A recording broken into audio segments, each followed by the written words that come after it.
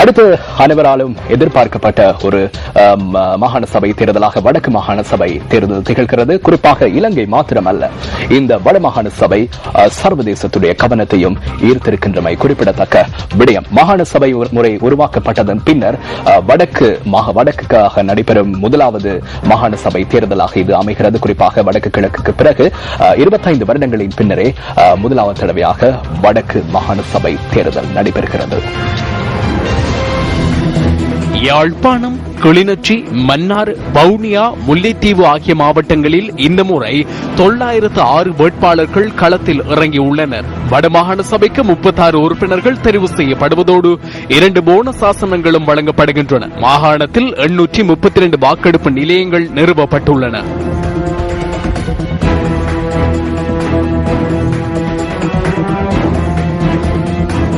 யாழ் மாவட்டத்தில் 4,26,813 பேர் வாக்களிக்க தகுதி பெற்றிருந்ததோடு 526 வாக்கெடுப்பு நிலையங்கள் நிறுவப்பட்டிருந்தன. யாழ் மாவட்டத்திலிருந்து வடமாகாணத்திற்கு 16 உறுப்பினர்கள் தெரிவு செய்யப்பட உள்ளனர்.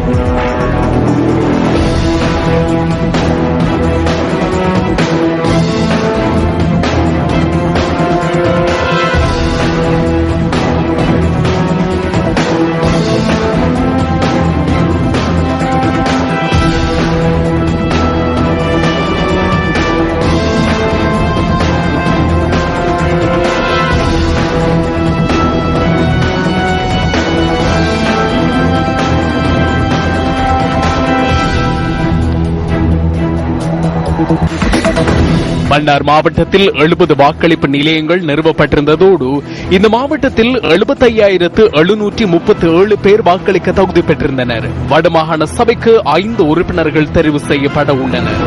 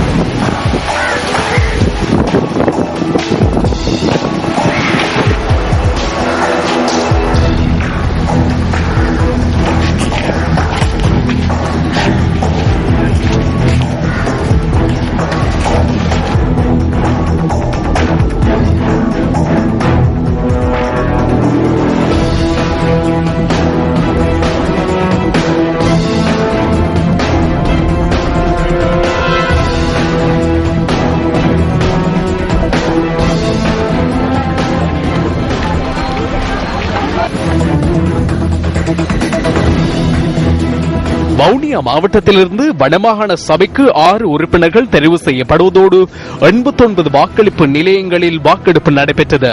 வவுனியா மாவட்டத்தில் 94,644 பேர் வாக்களிக்க தகுதி பெற்றிருந்தனர்.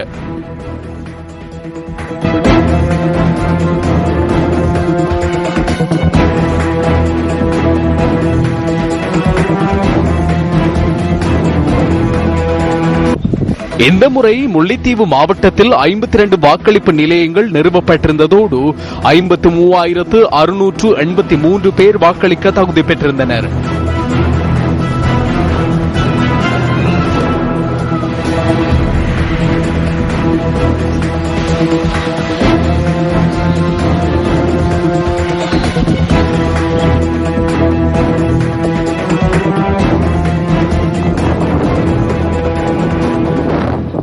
இதேவேளை புத்தளம் இடம்பெயர்ந்தோர் முகாம்களில் தங்க வைக்கப்பட்டுள்ளவர்களுக்கு வடமாகாண சபை தேர்தலுக்காக வாக்களிப்பதற்கு சந்தர்ப்பம் கிடைத்தது. அவர்கள் புத்தளம் ஜாகிரா தேசிய கல்லூரியிலும் புத்தளம் தில்லியடி முஸ்லிம் வித்தியாலயத்திலும் அமைக்கப்பட்டுள்ள வாக்களிப்பு நிலையங்களில் வாக்களித்துள்ளனர்.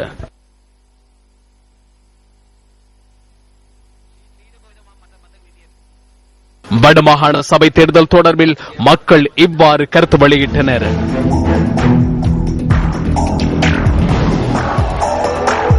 நாங்கள் சந்தோஷமா இருக்கணும். சரியா, எங்களுக்கு உள்ள உரிமையில எல்லாம் நாங்களே முடிவெடுக்கக்கூடிய ஒரு இது எங்களுக்கு வேணும். சரியா, சுதந்திரமாக தெரியணும், சுதந்திரமாக போகணும். எங்க மக்களுக்கு எவ்வளவு வேலை வாய்ப்புகள் இல்லாமல் இருக்கு, அதெல்லாம் கிடைக்கணும். மக்களின் அபிலாசைகள் எல்லாவற்றையும் நிறைவேறும் முகமாகவே இந்த எலெக்ஷனுக்கு மக்கள் முன்னுக்கு நின்று தங்கள் வாக்குகளை அளிப்பதில் பெருமகிழ்ச்சி அடைகிறார்கள். இடங்களை இழந்து சொந்த இடங்களை இழந்து இருக்கும் அவர்களுக்கும் ஒரு முன்னேற்றம் கிடைக்க வேணும் என நாங்கள் கூடுதலாக எதிர்பார்க்கிறோம். நல்லபடியாக அமையணும் கண்டுகொள்றோம். கிளிநொச்சி மாவட்டத்தில் 68,600 பேர் வாக்களிக்க தகுதி பெற்றிருந்தனர். மாகாண சபைக்கு 4 உறுப்பினர்கள் தெரிவு செய்யப்படுவதோடு 95 வாக்கெடுப்பு நிலையங்கள் நிறுவப்பட்டு